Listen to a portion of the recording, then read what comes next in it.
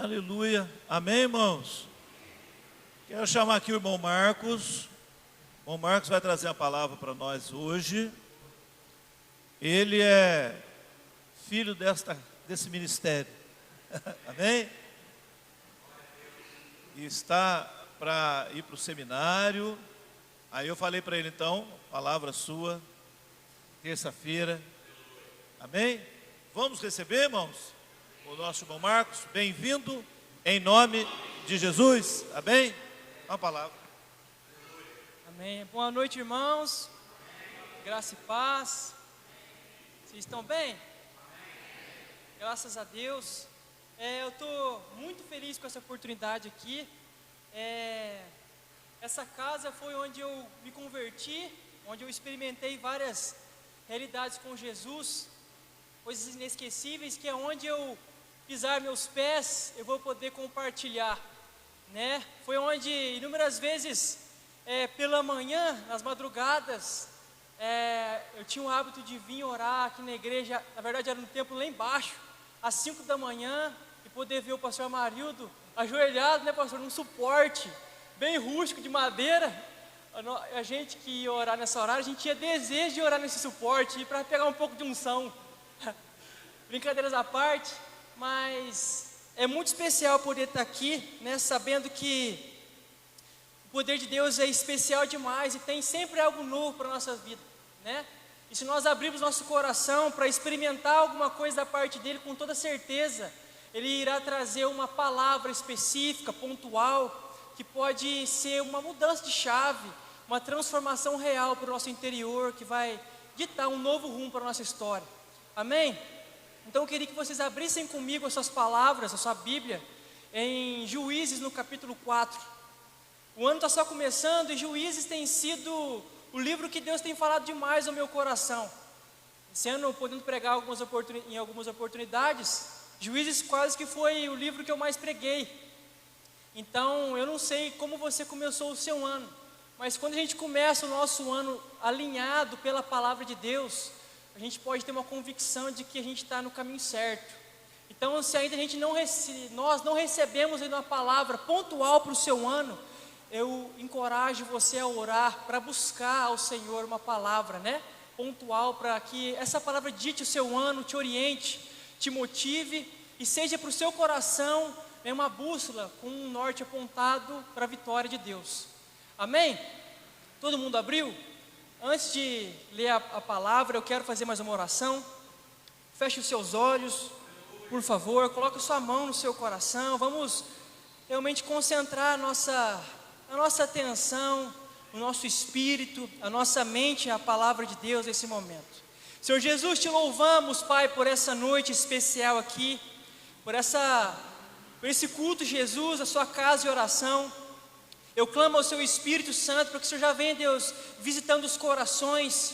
Senhor Jesus, analise o mais profundo dos corações e mesmo nas áreas, Jesus, que nós tentamos esconder, que nessa hora, Pai, realmente o Senhor possa desvendar, para que nós possamos receber de Ti, Deus, cura, transformação e tantas bênçãos que o Senhor tem para nós, Pai. Auxilia-me, Jesus, a não atrapalhar o mover do seu Espírito Santo nessa hora, mas que a sua palavra de Jesus venha fluir naturalmente e de maneira toda especial para cada coração aqui, Jesus. Não é a meu respeito, não é a respeito de quem fala ou de quem está com o microfone na mão, mas é a respeito da sua palavra, é a respeito daquilo que o Senhor tem para fazer nessa noite. Em nome de Jesus que eu te louvo e te bendigo, Pai, e te agradeço. Amém. Antes de começar, agora que eu estou começando a me acalmar, eu quero demonstrar minha gratidão, né, por essa igreja, antes de tudo, porque aonde eu for passar, né, por onde eu for caminhar, eu vou ter como fundamento da minha fé tudo que eu pude experimentar aqui nessa casa, né? Foram inúmeras experiências com Jesus, nas madrugadas de relógio de oração. Na minha época, a gente tinha a chave da igreja, a gente saía da vigília e ficava na igreja em oração. E foi numa dessas experiências, madrugando na igreja, dormindo na igreja, que eu pude receber o dom de línguas, ou como hoje gostam de falar, receber o batismo no Espírito Santo. Foi nessa igreja que eu tive inúmeras experiências de visões, uma até que norteou o meu ano, e me trouxe muita precaução para aquilo que viria. Enfim, eu sou muito grato a essa casa, muito grato a tudo que eu pude receber daqui, e todo o fundamento de fé na casa de cooperação, trabalhando lá também, pregando por lá. Eu nunca vou esquecer dos momentos nesse lugar, e com certeza existe uma marca muito profunda no meu coração, e essa marca tem nome, é gratidão. Viu? Obrigado para o seu marido por essa oportunidade aqui. Mas então vamos para a palavra. Juízes capítulo 4. Levante sua mão quem já leu o livro de Juízes, só para me ter uma noção. Se tiver com vergonha, pode levantar a mão assim mesmo. Então, algumas pessoas não levantaram, então eu acho interessante explicar mais ou menos o que é o livro de Juízes. Juízes é a sequência histórica da situação do povo de Israel que tinha saído do Egito, passado pelo deserto e agora estava adentrando a Canaã, a terra prometida. Só que, diferente desse tempo no Egito, com Moisés e Josué, eles não tinham uma liderança maior como esses dois homens. Eles tinham lideranças pontuais em regiões, líderes tribais. E cada juiz aqui do livro de Juízes, eles lideravam em uma região específica. E o povo de Israel subia a esses líderes para buscar conselho, auxílio, uma palavra profética. Mas é interessante que, durante a história do livro de Juízes, nós vemos um ciclo vicioso acontecendo intensamente no povo de Israel, que era o distanciamento do povo de Deus. Eles, o tempo inteiro, se nós formos ler o livro por completo, eles viviam uma ascensão, Deus levantava um juiz, um líder, esse líder liderava os israelitas para uma vitória, mas num momento específico, ou ele era destituído, ou ele morria, e assim o povo de Israel se misturava com as nações de Canaã, com os povos ali para serem conquistados. E isso trazia muito perigo, isso trazia uma consequência muito desastrosa para o povo de Israel. E isso acontecia como se Deus desse linha para a pipa e deixasse a pipa ir tão longe, a ponto deles perderem até a rabiola e ficarem perdidos no céu. Ao ponto deles perceberem que que acabava existindo somente uma linha, que era a fé, que poderia trazer eles de volta para o propósito de Deus e para as mãos do seu Deus, que é um lugar seguro. Então o livro de Juízes é mais ou menos nessa sequência. Uma ascensão com um líder, eles viviam num tempo de prosperidade e paz, mas depois esse líder morria e tudo ia por água abaixo. E o livro, na verdade no capítulo 4, que é o que nós vamos ler nessa noite, é mais ou menos isso. E nós vamos ler a respeito de Débora. Débora é uma mulher que traz inspiração com certeza para as mulheres, e essa passagem aqui tem muitas inspirações, orientações, assim como todos os capítulos, né? Os juízes estão lá em Hebreus 11, na Galeria da Fé. Uns nos ensinam ao que fazer, outros ensinam a nós ao que não fazer, não é mesmo? Mas Débora nos ensina aqui nesse capítulo 4 a como lidar ou a como vencer momentos de opressão, momentos de dificuldade, momentos de opressão, sejam opressões espirituais, relacionais, familiares. Eu acredito que os princípios que nós vamos ver aqui nessa noite podem nortear a nossa vida, a nossa história, para vivermos libertação, e nada melhor, né, do que isso num culto de cura e libertação. Amém? Então eu convido você a ler comigo, Juízes capítulo 4, verso 1 diz assim: os filhos de Israel tornaram a fazer o que era mal perante o Senhor. Depois de falecer Eude, entregou-os o Senhor nas mãos de Jabim, rei de Canaã, que reinava em Hazor. Sísera era o comandante do seu exército, o qual então habitava em Harosete e Ragoim. Clamaram os filhos de Israel ao Senhor, porquanto Jabim tinha 900 carros de ferro, e por 20 anos oprimia duramente os filhos de Israel. Estão comigo? Vocês estão entendendo tudo que eu estou querendo aqui trazer como introdução? Amém? Amém? Posso ouvir um amém bem forte? Amém. Aplauda Jesus, amém? Aplauda Jesus, Ele é bom.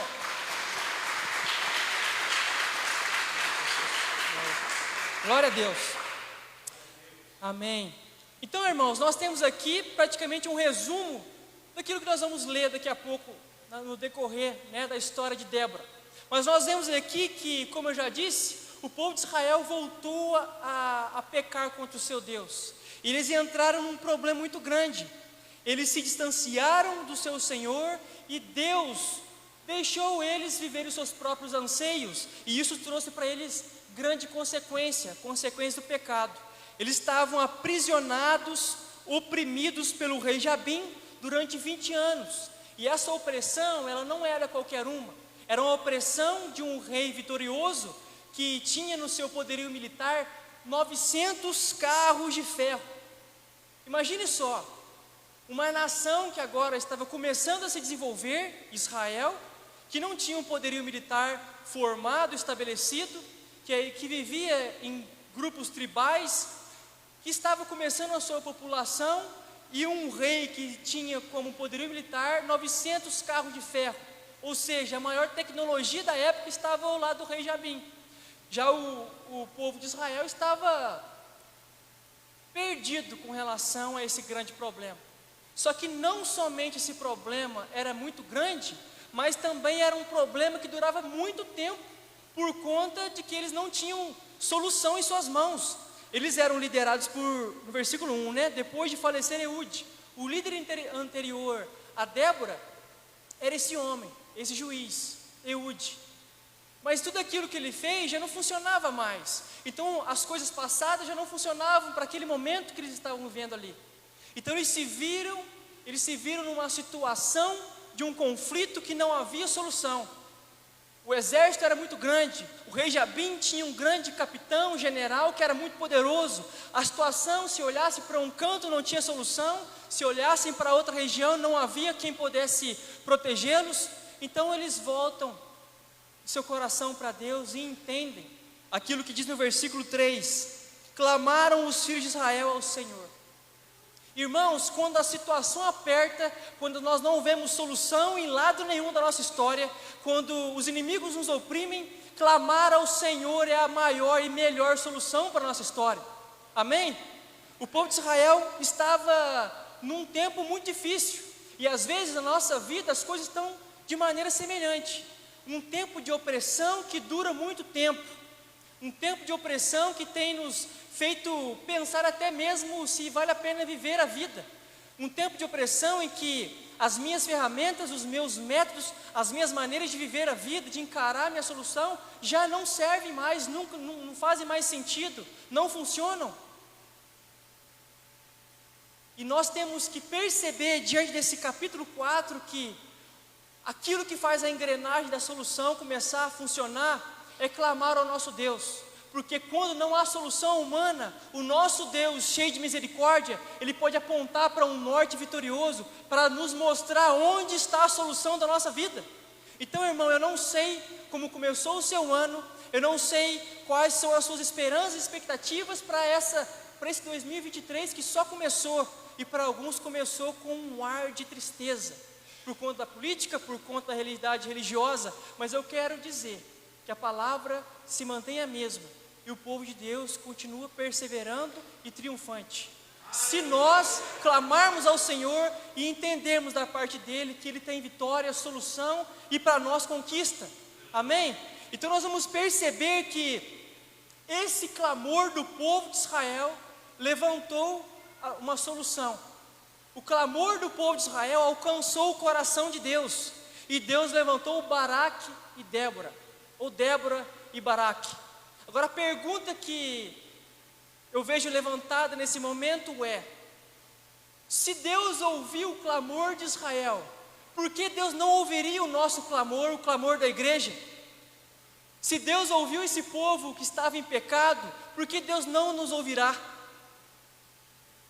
Agora, meus irmãos, existe uma outra realidade que é a seguinte: de repente, nós estamos sim esperando a resposta do nosso clamor, mas também existem pessoas aqui que são e podem ser resposta de um clamor, do clamor de uma família, do clamor dessa igreja, do clamor de um jovem que de repente não consegue sair das realidades de drogadição, clamor de uma mãe que precisa de um missionário, um homem de Deus, uma mulher de Deus, para buscar o seu filho no meio da prostituição. Meus irmãos, nós, o povo de Deus, a igreja de Jesus, nós somos resposta. Nós podemos ser resposta aonde quer que nós estivermos. E isso não fala muito de nós não, mas fala a respeito do nosso Deus. Então, que o nosso coração venha se encher dessa verdade de Deus, porque enquanto uns clamam, enquanto uns buscam, outros podem ser a resposta de Deus para um clamor. E Débora e Baraque foram a resposta do clamor de Israel que Deus levantou. Então continua a história no versículo 4, dizendo assim: Débora, profetisa, mulher de Lapidote, julgava Israel naquele tempo. Ela atendia debaixo da palmeira de Débora, entre Ramá e Betel, na região montanhosa de Efraim. E os filhos de Israel subiam a ela a juízo. E mandou ela chamar a Baraque, filho de Abinoão, de Quede, de Naphtali, e disse-lhe: porventura o Senhor, Deus de Israel, não deu ordem dizendo: vai e leva gente ao monte Tabor, e toma contigo 10.000 homens dos filhos de Naphtali e dos filhos de Zebulon? E farei ir a ti para o ribeiro de Quizon, a Sísera, comandante do exército de Jabim, com os seus carros e as suas tropas, e o darei nas suas mãos. Irmãos, nós entendemos aqui que Débora era o início da resposta e da solução de Deus para Israel. Então Débora era uma juíza e também profetisa. Ela era a liderança político-militar e também era a liderança espiritual do povo de Israel naquele momento. E Deus levanta ela por conta das suas características, por conta daquilo que Ele tinha especificamente para Israel naquela realidade. Só que,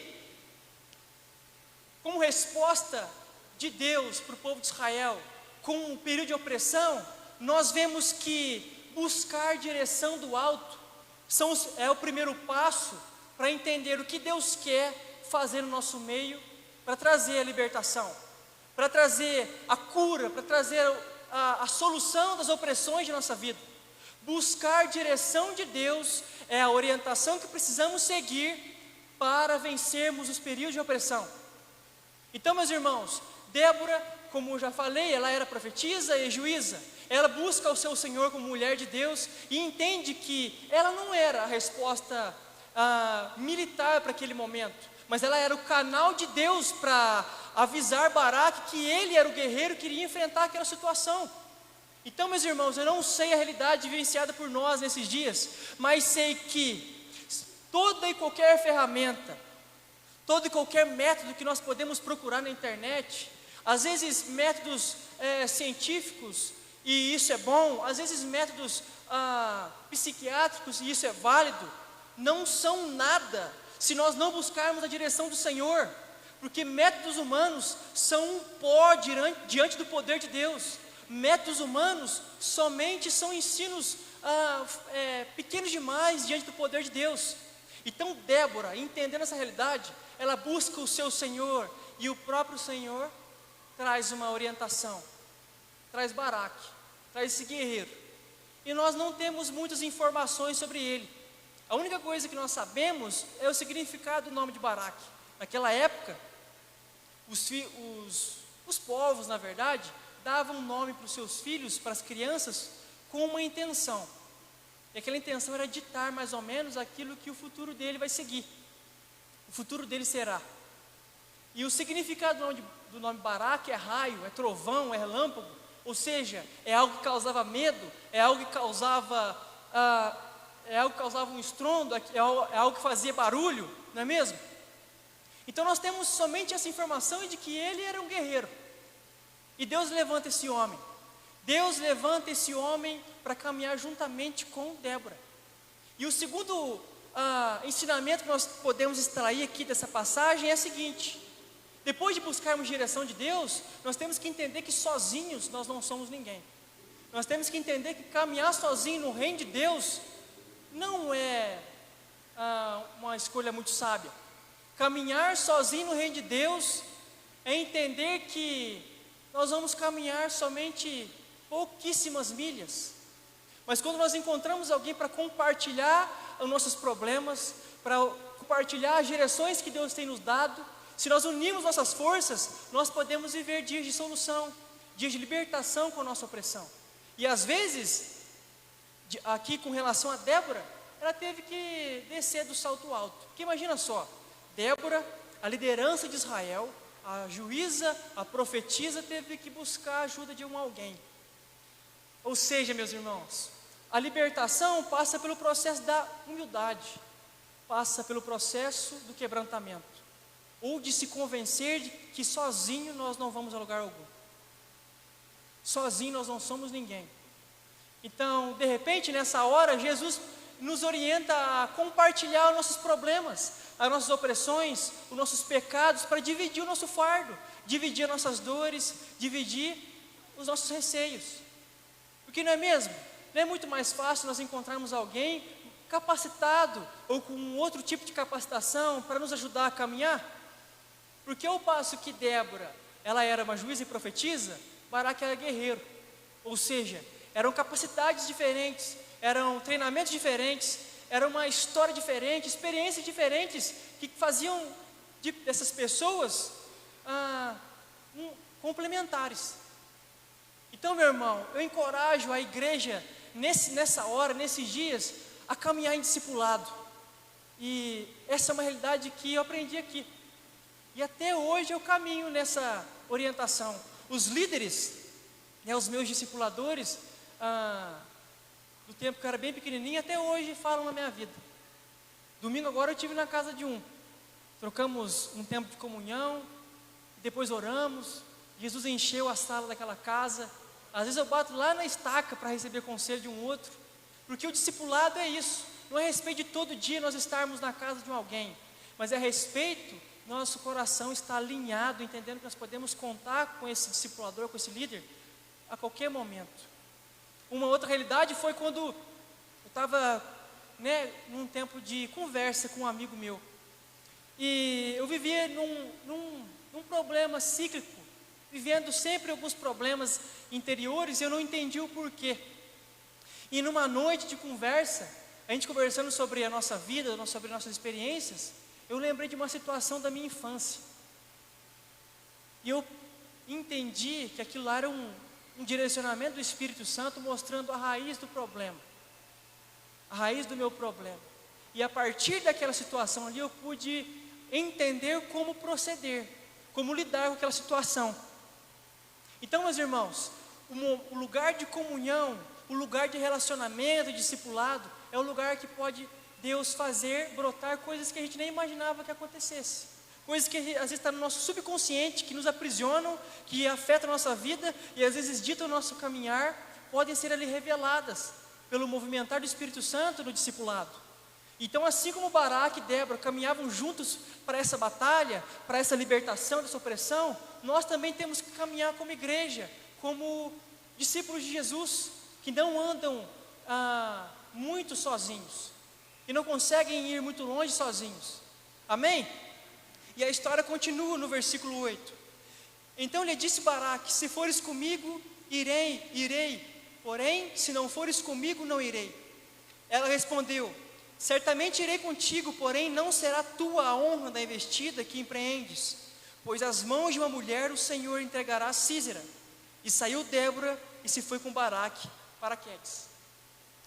Percebe, irmãos, que Baraque, sendo esse guerreiro, como um raio que faz barulho e causa medo, até ele mesmo sentiu temor de ir sozinho diante dessa guerra.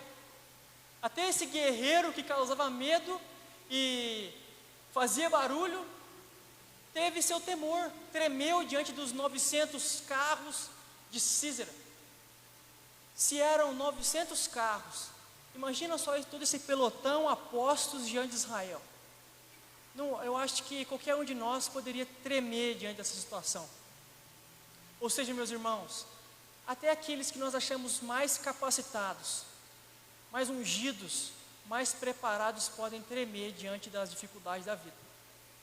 Até mesmo aqueles que se acham poderosos, conhecedores e se julgam ser os tais, podem tremer diante das opressões que podem bater à porta.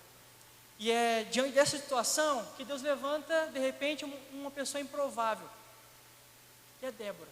Por quê?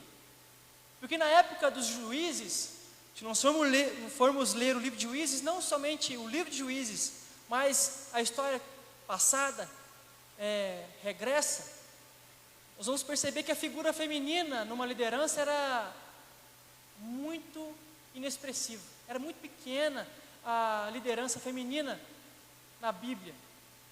Porque os homens é quem tinha autoridade, os homens eram quem ditavam o rumo da história, eram os homens que eram mais fortes, eram os homens que faziam e aconteciam, eram os maiores guerreiros, os mais fortes, os mais estrategistas.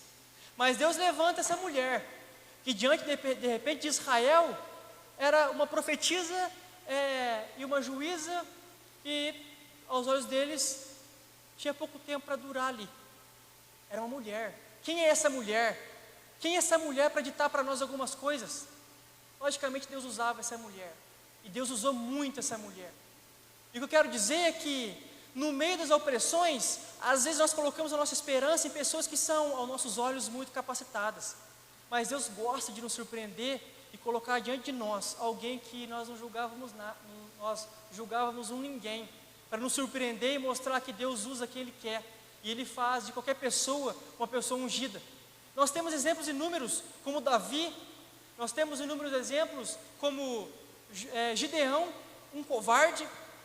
Nós temos, muitos exemplos que nos norteiam quanto a isso. E Deus pode sim usar os grandes mestres, os grandes homens ungidos, mas Ele quer um povo que esteja disposto. E Débora se colocou à disposição aqui, para mostrar que Deus é glorificado também naqueles que as pessoas dão muito pouco. E às vezes nós nos encontramos assim diante dos problemas. Quem sou eu? O que eu posso fazer? Eu não conheço, eu não sou capacitado, eu tenho pouco tempo na caminhada com Jesus, eu não sou ninguém. Mas eu quero te dizer que isso é uma informação da sua carne que milita contra o seu espírito. E isso também é o seu próprio inimigo tentando fazer você ser impedido de progredir na sua vida espiritual, impedido de experimentar vitórias, impedido de experimentar milagres e realidades maravilhosas. Então, meu irmão, levante da sua realidade e encontre o encorajamento da palavra de Deus, porque nessa palavra você vai encontrar um encorajamento que é maior do que todo tipo de vídeo ou coach motivacional nessa face da terra. Você vai se encontrar, nós nos encontraremos tão seguros no meio da fornalha ardente. Porque essa palavra aqui, ela não é passageira, ela é eterna. Ela não diz a respeito somente do tempo da opressão, ela não nos fortalece somente no tempo da opressão, mas ela aponta para um tempo de eternidade e bonança e de prestígio e de alegria sem fim. Isso deve motivar o nosso coração e nos fazer empunhar nossa espada, o nosso escudo, ajustar nossa armadura espiritual para batalhar as batalhas de Deus com a cabeça erguida, porque não é a respeito daquilo que dizem ao nosso respeito, não é sobre aquilo que nós ouvimos no nosso passado, de repente nossos pais, coisas que nos afetaram, às vezes no nosso emprego, às vezes coisas da nossa vida hereditária, dos nossos antepassados, que às vezes caem sobre nós, mas é a respeito daquilo que Deus tem para nós, e aquilo que Deus tem para nós é maravilhoso, meus irmãos, é vitorioso, é poderoso, é majestoso, porque o nosso Deus é o Senhor dos exércitos, e contra Ele não há Císera, não há Jabim, não há presidente, não há governador, mas há sim aqueles que se levantam em nome de Jesus para pelejar, em nome de Jesus para vencer as batalhas. Então que possamos entender isso, amém? Glórias ao nome de Jesus.